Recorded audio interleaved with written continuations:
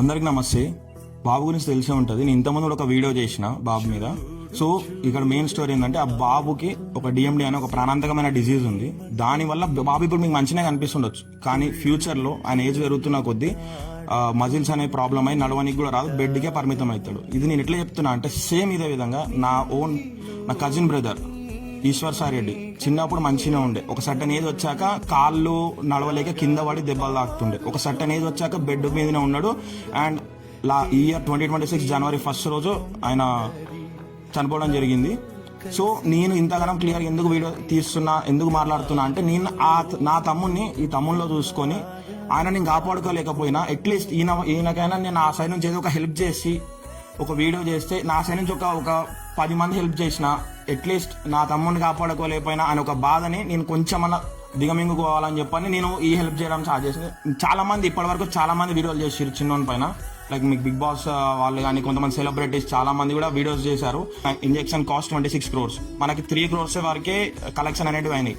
So 26 crores మనకు middle class వ్యక్తులకు చాలా పెద్ద అమౌంట్. బట్ మీరందరం హెల్ప్ చేస్తే మాత్రం చాలా చిన్న అమౌంట్ అయిపోతుంది అది. ఎందుకనంటే ఇప్పుడు బాబుకి ఆ డిసీజ్ ఎందుకు వచ్చిందో మనకు తెలియదు.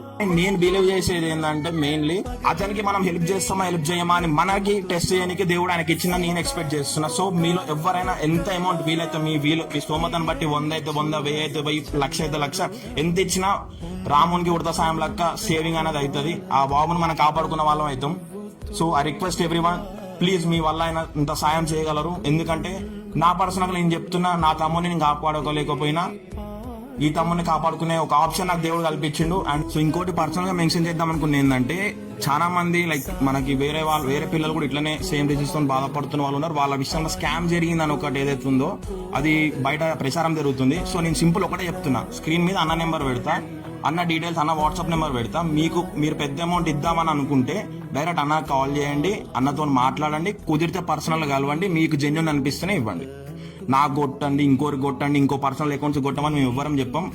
పేరెంట్స్ ఎవరైతే ఉన్నారో బాబు పేరెంట్స్ అకౌంట్స్ ఇస్తాము, వాళ్ళ డీటెయిల్స్ ఇస్తాం, దానికే కొట్టండి. స్కామ్ అని మీకు అనిపిస్తే కొట్టకండి. స్కామ్ కాదు అని మీరు అనుకుంటేనే, స్కామ్ కాదని మీకు అనిపిస్తేనే జెన్యున్ గా మీరు కలిసి వాళ్ళతో మాట్లాడి మీకు క్లారిటీ తీసుకున్నాకనే కొట్టండి. ఓకేనా? మధ్యవర్తులు ఎవరు లేరు. Direct parent account, parent scanner అక్కడ పెట్టేస్తున్నా.